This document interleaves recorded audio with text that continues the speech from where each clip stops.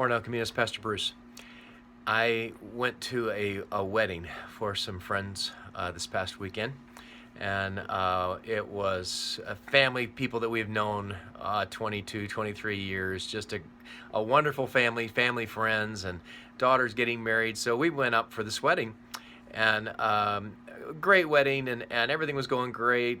Went to the reception. And we got up to our spot and our chairs, and that had been assigned, and we went up and noticed, well, they were taken, they were full. Some relatives of the family had sat down, and we thought, well, it's not that big of a deal. So we look over, and there's this table right next to it, and there's just one lady sitting there. And we said, well, are these seats open? And she says, well, sure, because the people who were going to come aren't going to come. And so we sat down and just started making small talk. I mean, she was all by herself, and Lori and myself and this other couple and were there. And so we sat down and just started making small talk. It was one of those divine appointments, one of those moments. Without getting into it, it was a long story. We talked nonstop for about 2 hours at the table and heard her life story, and that had culminated in the reason why the rest of the people weren't coming. I mean, that was part of the story. And she just came from all kinds of hard things and hard choices, and life was just difficult. A lot of loss, a lot of pain, a lot of disappointment, bad church experience. And so we just talked for a long time. And I really, after we started in the conversation, I thought, oh, well, this is it. This is why we're here. This is why God brought us up, moved our table to have this conversation.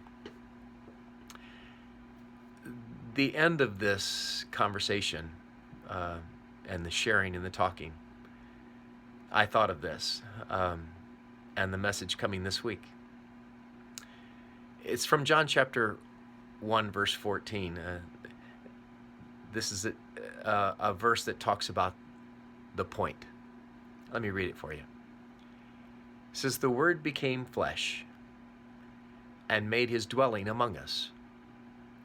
We have seen his glory, the glory of the one and only Son, who came from the Father, full of grace and truth." That was the message that we gave to her. Grace and truth. You have to have both, right?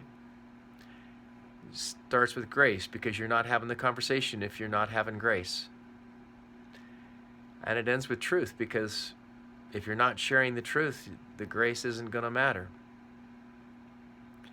Grace and truth.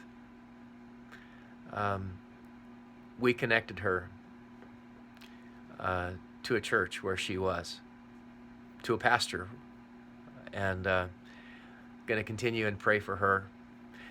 Her name is Danny, by the way, if you want to pray for her. She needs grace. She needs truth. She needs Jesus. We run into people like this. You run into people like this. God has appointments for all of us wherever we go. We're here. We're connecting, hurting people to the hope of the gospel. And it doesn't matter whether you're at a wedding or at the store or whatever you're doing. If you're asking God to give you opportunities to extend grace and truth, he'll bring them by. See you soon, church.